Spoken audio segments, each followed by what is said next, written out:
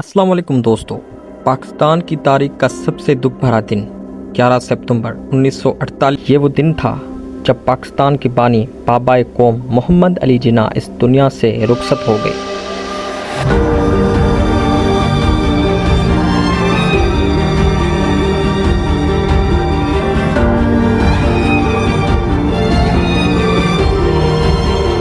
लेकिन दोस्तों, क्या आप जानते हैं कि उनकी मौत के पीछे सिर्फ बीमारी ही नहीं बल्कि कई ऐसे वाक़यात भी थे जो आज तक बहस का मौजू हैं।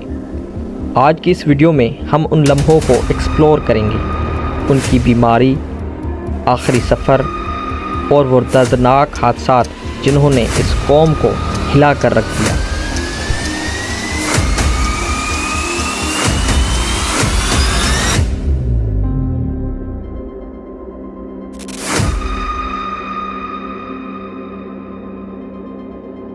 कायद-ए-आज़म शुरू से ही एक मजबूत इंसान थे। डिसिप्लिन और हार्ड वर्क उनकी ज़िंदगी का असूल था। लेकिन सच ये है कि 1930 की दिहाई में ही उन्हें ट्यूबरकुलोसिस यानी टीबी का मर्ज़ लाहक हो गया था।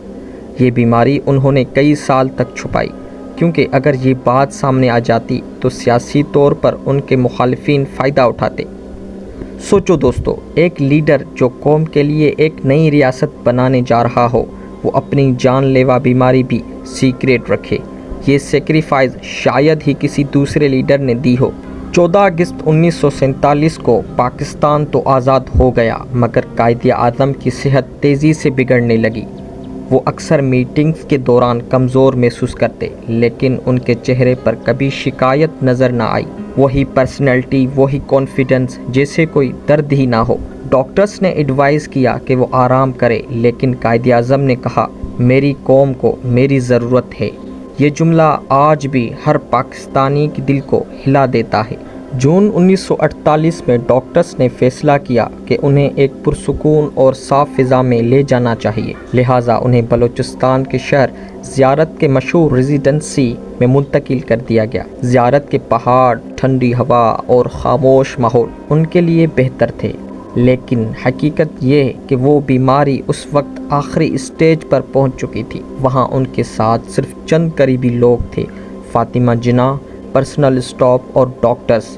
11 सितंबर की सुबह उनकी तबीयत अचानक बहुत ख़राब हो गई। सांस लेना मुश्किल हो गया और डॉक्टर्स ने फ़ौरन फैसला किया कि उन्हें कराची वापस ले जाया जाए। दोस्तों, यहाँ से कहानी और ज़्यादा दर्दनाक हो जाती है। कायद-ए-आज़म को प्लेन के ज़रिए ज़ियारत से कराची लाया गया। जब प्लेन कराची के एयरपोर्ट पर उतरा तो एक एम्बुलेंस रेडी थी, लेकिन किस्मत देखो, वो एम्बुलेंस ख़राब निकली। इमेजिन करो, पाकिस्तान की बानी, दुनिया के तारीख के सबसे अजीम लीडर में से एक, उस वक्त गर्मी और धूप में एक ख़राब एम्बुलेंस में पड़े थे। उस दौरान एक पुरानी मिलिट्री एम्बुलेंस मंगवानी पड़ी जो 1 घंटे से ज़्यादा वक्त ले रही थी। कायद-ए-आज़म स्टेचर्स पे लेटे रहे, कमज़ोर और खामोश। और ये वो लम्हे थे जब पूरी कौम अपने लीडर के साथ मौजूद ही नहीं थी। बिलाखिर कायद-ए-आज़म को इवनिंग में कराची गवर्नर जनरल हाउस पहुंचाया गया। कमरा खामोश था, रोशनी मध्यम थी और वक्त अपनी आखिरी गिनती शुरू कर चुका था। फातिमा जिन्ना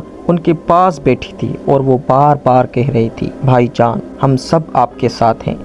डॉक्टर्स ने 11 सितंबर 1948 को रिपोर्ट किया कि रात तकरीबन 10:20 पर मोहम्मद अली जिन्ना ने अपनी आखिरी सांस ली। तकरीबन 10:20 पर मोहम्मद अली जिन्ना ने अपनी आखिरी सांस ली। कहा जाता है कि उनके होठों से आखिरी लफ्ज़ सिर्फ ये निकला, अल्लाह। जब ये खबर अगले दिन पूरी कौम तक पहुंची तो पाकिस्तान का कोई शहर, कोई गांव ऐसा नहीं था जहां आंखें अश्कबार ना हो। हज़ारों लोग सड़कों पर निकल आए और हर ज़बान पर एक ही फिक्रा था, हमारा कायद चला गया। 12 सितंबर को उनका जनाजा हुआ। कराची की सड़कें लोगों से भरी हुई थी। लोग दरख्तों पर, छतों पर और दीवारों पर खड़े होकर अपने महबूब कायद के एक झलक देखने की कोशिश कर रहे थे। ये मंजर तारीख का सबसे बड़ा सोशल गैदरिंग था। جہاں ہر شخص غمگین اور خاموش۔ دوستو، قائد اعظم کی موت صرف ایک شخص کی موت نہیں تھی بلکہ ایک عہد کا اختتام تھا، لیکن ان کی زندگی ہمیں یہ سکھاتی ہے کہ اگر نیت صاف اور مقصد مضبوط ہو تو دنیا کی کوئی طاقت آپ کو روک نہیں سکتی۔ آج ہماری ذمہ داری ہے کہ ہم ان کے خوابوں کا پاکستان بنائیں، وہ پاکستان جہاں انصاف ہو، ایجوکیشن ہو اور ہر شخص سیکیور ہو۔ اگر آپ چاہتے ہیں کہ مزید ایسی تاریخی اور حقیقت پر مبنی ویڈیوز دیکھیں تو چینل کو سبسکرائب ضرور کیجیے گا۔ اللہ حافظ۔ پاکستان زندہ باد۔